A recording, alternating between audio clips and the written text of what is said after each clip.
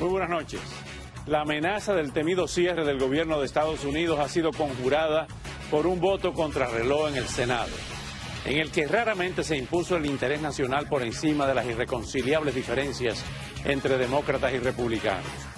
No habrá sobresaltos por falta de financiamiento gubernamental por el momento, aunque la polémica sobre el límite de la deuda externa sigue pendiente de los humores en Washington. Pero las tribulaciones de la Casa Blanca están lejos de haber concluido hoy. A esta hora continúa el pulso político entre los legisladores demócratas que disputan voto a voto su apoyo a la crucial ley sobre el plan de infraestructura sometiendo a la veterana líder Nancy Pelosi, según muchos analistas, al momento más difícil de su largo mandato en la Cámara de Representantes. Más adelante discutiremos con un panel de destacados analistas el momento crítico que vive la administración Biden en el plano interno y también en la escena internacional, donde un cambiante equilibrio político se va haciendo realidad tras la retirada de Afganistán y la creciente expansión militar china. Y de inmediato les presentamos a un invitado excepcional que honra este programa esta noche. El expresidente argentino Mauricio Macri, con quien hemos tenido la oportunidad de conversar sobre el incierto rumbo político de su país bajo el mando de la dupla de Alberto y Cristina Fernández y de los temas más candentes de la región, comenzando por Venezuela y Cuba. Una entrevista para recordar. Todo esto en solo segundos en Ahora con Oscar Aza, el primer programa periodístico en la Florida, gracias a la calidad de sus invitados, la preferencia de ustedes y su credibilidad y responsabilidad informativa.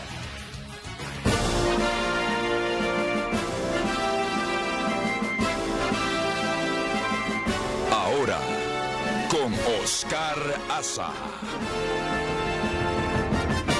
Queremos comenzar este programa esta noche agradeciendo a quienes hicieron posible esta entrevista exclusiva con el expresidente constitucional de Argentina, Mauricio Macri, quien escogió este programa en Miami, según sus propias palabras, por la seriedad y la credibilidad del mismo. Muchísimas gracias al presidente y a quienes hicieron posible esta entrevista. Vamos de inmediato con la entrevista hoy la conversación que hemos sostenido con el presidente de Argentina, con el expresidente Mauricio Macri. Bueno, es un verdadero privilegio contar esta noche con la presencia del expresidente constitucional de la Argentina, Mauricio Macri. Un hombre multifacético, no solamente como exitoso empresario, como exitoso político, sino como gran promotor del deporte en su país. Pero ante todo un gran ser humano. Presidente, muchas gracias por concedernos esta entrevista en el día de hoy. Verdadero placer. Cuéntenos cómo está Argentina, cuál es la realidad actual de Argentina y cuáles son los retos, en el caso de usted volver a postular a la presidencia, podría enfrentar. ¿Cómo está la Argentina? Pasando un momento muy difícil, mucho dolor, porque el gobierno actual manejó muy mal la pandemia, encerró en forma temprana y eterna, fue la lockdown, en la cuarentena más larga del mundo, meses y meses, gente encerrada en sus casas, chicos sin ir al colegio, tratamientos médicos suspendidos, comercios, pequeñas empresas cerradas. Fue muy duro y encima no compraron todas las vacunas disponibles, se focalizaron solamente en la Sputnik, que no llegó la segunda dosis, y no es suficiente cantidad, con lo cual hemos tenido muchísimos muertos. Algunos técnicos dicen que tal vez podemos haber tenido la mitad si hubiésemos vacunado como vacunó Chile, por ejemplo. Y eso trajo una enorme crisis económica, pero eso desembocó tanto dolor en un enorme aprendizaje, que en esta elección que acabamos de tener, que fue una primaria, que se confirmará el 14 de noviembre, el partido gobernante, un partido que domina la política argentina hace décadas, tuvo una derrota histórica. Le fue muy mal y eso abre una enorme esperanza de futuro, de que somos una mayoría ahora los que queremos vivir de otra manera, tener una cultura del poder respetuosa, diferente, donde se diga la verdad. Este gobierno ha mentido y ha manipulado la información sistemáticamente. Entonces creo que es un presente muy duro, de mucha angustia para la gente, pero con una esperanza de futuro importante. Cristina Fernández, con su prontuario delictivo, ¿volvió a la Casa Rosada producto de la pandemia? O sea, la pandemia fue la variable más importante para el resultado electoral, en que ella regresó al poder. No. Cuando yo perdí la reelección, no había pandemia. Yo la perdí porque claramente había generado una expectativa a la cual no estuve a la altura, ¿no? Claramente nosotros, la Argentina estaba mejor en el 19 de lo que recibimos en el 15, que estaba muy mal, pero no al nivel de lo que nosotros habíamos dicho que iba a suceder. Y un conjunto de argentinos que pensó que volver a dar una oportunidad al populismo valía la pena, pero hoy hay mucho arrepentimiento, no solo el 41 que nos votó a nosotros, hoy una mayoría de argentinos ha dicho, con esta gente no se puede porque combinan ineptitud, mentira, que es una falta de respeto, un atropello a la gente, e inmoralidad, porque mientras no había suficiente cantidad de vacunas, los primeros que vacunaron son los del gobierno y sus familiares. Y además, cuando estaba todo el mundo encerrado en su casa por orden del presidente, el presidente organizaba fiestas en su casa. Entonces, todo eso ha terminado de hacer entender a la población que no podemos seguir con esta cultura del poder, que es que aquellos que ganan la elección se creen los dueños y que pueden hacer lo que quieran, empezando por aumentar los impuestos todos los meses para gastar la plata en lo que a ellos se les ocurre. Esta situación no es sostenible. ¿Cómo se disminuyen los niveles de pobreza en Argentina? Y generando trabajo. Para generar trabajo hay que tener inversiones. Y para tener inversiones hay que lograr tener reglas claras, previsibles, donde aquellos que decían invertir su dinero en crear una pequeña empresa, abrir un comercio, sepan que ni el intendente, ni el gobernador, ni el presidente lo van a robar creando nuevos impuestos, que los jueces van a proteger sus derechos, que los gremios van a cumplir con las leyes, y todo eso es lo que se está debatiendo en la Argentina, y que creo que hoy hay una madurez.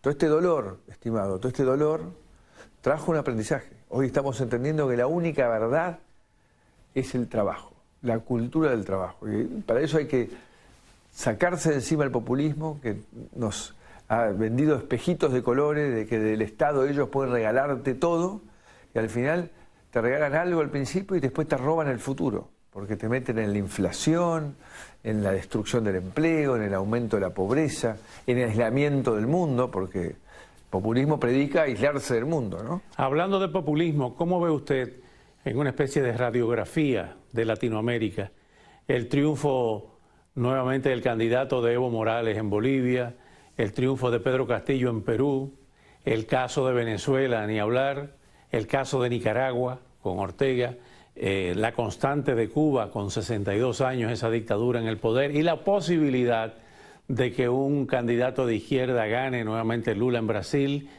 Petro en Colombia y el candidato chileno? Primero, son distintos estadios. Venezuela, Nicaragua, Cuba son dictaduras, entonces no son sistemas democráticos. Ha sido una burla en la reunión de la CELAC, digamos, haciendo convivir a presidentes democráticos con dictadores. Estuvieron muy bien la calle Pou y Abdo Benítez, poniendo bien claras las cosas. Y después en el resto no creo que haya una tendencia. Hoy el voto es libre, la gente está eligiendo si el sistema democrático funciona sin apego al pasado, y depende mucho de la calidad de los dirigentes y la capacidad de explicarle a la gente. Creo que realmente en Bolivia estamos sufriendo también el avance de un gobierno hacia medidas dictatoriales, tener presa a la expresidenta interina, que se ocupó de organizar la elección y le entregó el poder al partido de Evo Morales, acusándola de un golpe que no existió, es otro atropello a la democracia. Pero ahí en Bolivia la gente no tuvo claro en lo económico hacia dónde quería ir la oposición y rescató lo que ellos creyeron que fue una buena economía de Evo Morales, pero dijeron sin Evo Morales.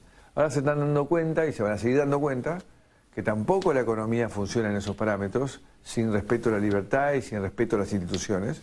Y van a cambiar. Bolivia va a ser, seguramente después de Argentina, el país que cambie de rumbo en la próxima elección. ¿Cómo ve lo que está pasando en Cuba? El 11 de julio hubo manifestaciones por primera vez populares en las calles, sin embargo ha sido respondido con una represión brutal. Maravilloso que la gente le vaya perdiendo el miedo.